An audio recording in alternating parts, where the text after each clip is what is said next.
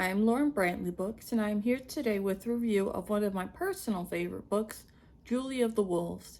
Julie of the Wolves won the 1973 Newbery Honor Medal. It is also often a banned book, and I'll get to why it is often banned from schools and libraries. Trigger warning, there will be brief mentions of child marriage and sexual assault. If these topics are triggering for you, this video might not be for you. I'm only going to briefly talk about these points and their impact. There's one more thing I want to talk about, a caveat before I get into the review. It uses the word Eskimo to describe Alaskan natives. Nowadays, Eskimo is seen as offensive by most Alaskan natives, so out of respect, I will not use the word in my review, but just be aware of that's how the Alaskan natives are described in the book. With all that out of the way, let's get into the review. The book begins with an Alaskan native girl named Miax. To get any confusion out of the way, the protagonist of this book has two names, her birth name Miax and her English name Julie. She is generally referred to as Miax in the books, so I'll be using that name. The story begins with Miax lost in the Alaskan tundra. She has fled her hometown after an unnamed trauma took place there. We'll get into what the trauma was later. And is trying to cross the Alaskan tundra alone to take a ship at Point Hope to San Francisco to stay with her pen pal Amy. However, Miax ends up getting lost in the tundra and has no hope for finding Point Hope now that she's lost. However, her father, Kapugan, told her a story about a time when he too was lost in the tundra and how he managed to communicate with a pack of wolves who brought him meat to survive. Miax has taken her father's story to heart and hopes to do the same with a pack of wolves she is following. So far, Miax has been watching the wolves and trying to understand how they communicate with each other so she can share in their kills. The lead wolf is a majestic black wolf named Amarok. After Miax observes the pack for a while, particularly how the pups interact and show deference to their leader, Miax attempts to do the same. She pats Amarok under the chin, a thing done by the pups of the pack to show deference. It works and Amarok accepts her as one of the pack.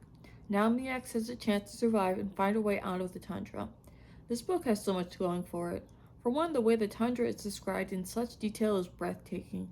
I love the care and detail that goes into describing the plants, animals, and natural phenomenon that take place on the tundra. Dozens of plants and animals are talked about, and the book describes their place in the tundra ecosystem in great detail.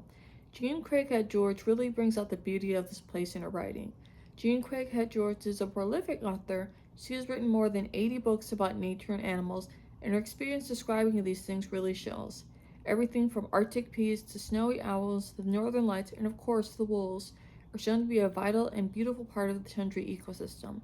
The wolves themselves, despite being non-anthropomorphized, each have their own personality. Amarok is the wise and devoted leader. Silver is his mate and the stern but caring mother of the pups. Jello is the skittish and cowardly outsider wolf, and one of the pups, who Miax names Kapu, becomes Miax's close friend and is mischievous but kind friend to Miax. The wolves are depicted pretty accurately as a close-knit family group.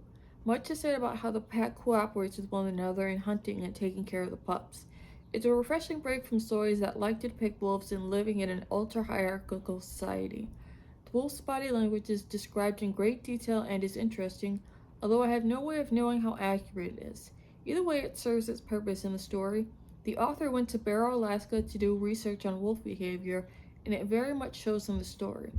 Julie of the Wolves is told in 3 parts, the second of which is a flashback that shows Miax's past. Miax's mother died when Miax was young, and she was raised by her father Kapugan, who very lives the way of the traditional Alaskan native. He teaches Miax about the way of their traditional culture. There is friction in Alaska between the indigenous culture and the influence of white colonialism. The book explores how indigenous practices are being threatened by the arrival of colonialism. Being brought up by her traditionalist father, Miax has a great respect for her culture and the ecosystem it depends on. However, everything changes for a young Miax when she is sent to live with her Aunt Martha, as the new laws require Miax go to school.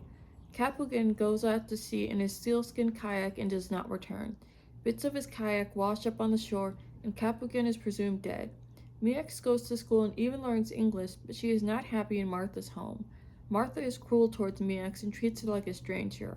So when Miax is 13, she marries Daniel, the son of one of Kapugan's friends, to escape Martha. However, things come to a head when he attempts to sexually assault her. This is the incident that made Miex flee from her abusive marriage and try to cross the tundra with hopes of living with her pen pal Amy in San Francisco. Of course, Miex becomes lost. Another highlight of this book is the description of the many practices of the Alaskan natives. As I said before, the author went to Alaska to do research and she interacted with the indigenous people there. Miex herself is said to be based on an indigenous woman named Julia Sebavan who taught George about the old ways of the Alaskan natives. Many things from how traditional clothes and tools are made to festivals and traditional foods are described. Obviously, it would be better if the story was being told by an actual Alaskan native, but I still feel like the author has a lot of respect and did her research on the culture she was representing. Now comes the most contentious part of the review. Julia the Wolves is often banned in schools and libraries because it's a children's book with depiction of attempted sexual assault. The assault itself is very brief and doesn't go into graphic detail, but it's still there. Today, there's a lot of questions being raised about what is and isn't appropriate in children's literature. Across the country, we are seeing book bans being enacted, which is truly disheartening, and many of the books being banned are for marginalized groups. The question with Julie the Wolf is, should children be allowed to read this book and how will they process a sexual assault? Well, I read this book for the first time in the 6th grade, and by that age I already knew what sexual assault was, so the scene didn't scar me in any way. My personal opinion is that middle schoolers and up can read this book just fine. Children are going to find out about unpleasant things like sexual assault, and it's better for children to find that out in the safety of a book than some other way. It's an inevitable part of growing up, and banning books isn't going to change that. It's just going to make it harder for marginalized voices to be heard. I am Lauren Brantley Books, and thank you so much for watching my review of Julie of the Wolves. Have you read this book before? If so, let me know what you thought about it in the comments. Don't forget to like, comment, and subscribe if you like these reviews and want to see more of them. Until next time, bye!